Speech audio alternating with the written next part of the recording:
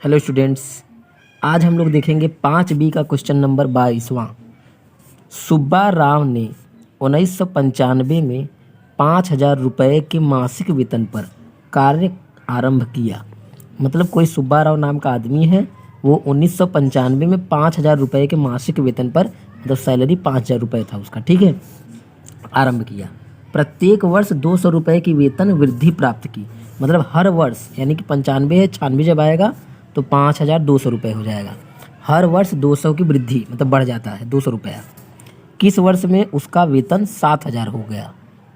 ठीक है, मतलब कि जब 200 बढ़ेगा, बढ़ते बढ़ते कब 7,000 होगा, यही आपको बताना है। ठीक, चलिए तो सबसे पहला काम क्या करेंगे, जो हमको पूछा किस वर्ष, तो इसको हम मान लेंगे। ठीक है, देखिए सबसे पहले लिख लेंगे कि माना 90वें वर्ष उसका वेतन 7,000 हो गया।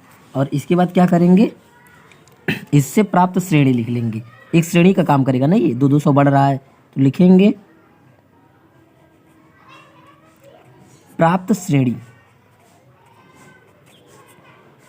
श्रेणी हमको कौन सा प्राप्त हो जाएगा, पहले कितना उसका वेतन था स्टार्टिंग में, 5,000 रुपये था, फिर 200 बढ़ गया तो कितना हो गया 5,200, फिर एक साल बाद फिर बढ़ गया 5,400। इसी तरह से डॉट डॉट डॉट डॉट करते करते कहाँ पे 7,000 रुपया होगा, यही आपको बताना है।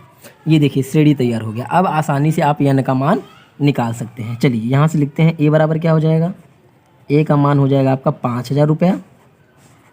ठीक, a मतलब यही हो जाएगा, पहला प्रथम पद हो गया a, और d क्या होता है, इन दोनों को घटा देंगे, घटाएंगे कितना आ जाएगा 200।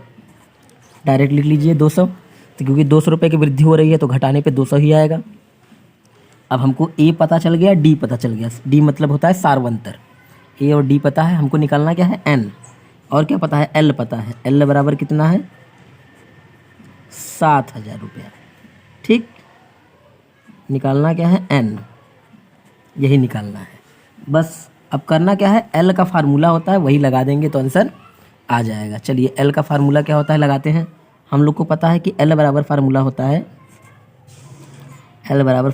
a plus n-1 into D.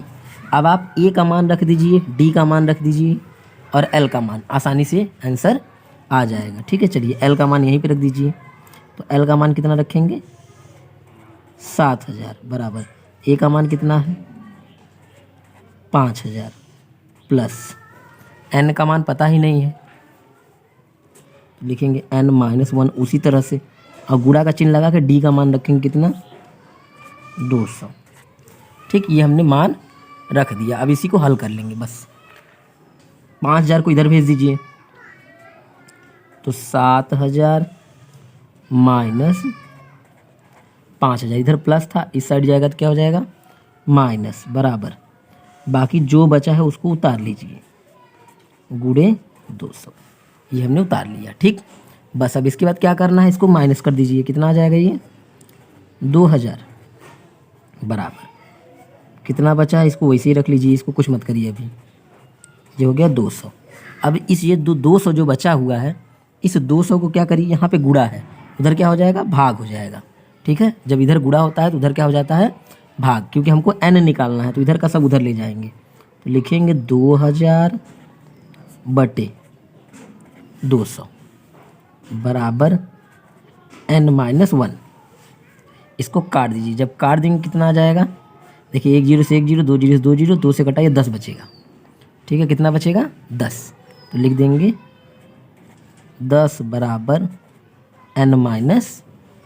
अब क्या करेंगे, n निकालना है, 1 को इधर भेज दीजिए तो हो जाएगा 10 प्लस 1 बराबर n, मतलब n बराबर कितना आ जाएगा, सीधा करके लिख दीजिए, सीधा करके लिख देंगे 11, यानी 11वें वर्ष, 11वें वर्ष। यानी कि आंसर हमारा क्या आ गया कि 11वें वर्ष उनका कितना पैसा हो जाएगा 7,000 रुपये हो जाएगा। उम्मीद करता हूँ कि आपको ये सवाल बहुत अच्छा समझ में आया होगा। अगर समझ में आया है तो वीडियो को लाइक करके चैनल को सब्सक्राइब कर दीजिएगा। धन्यवाद।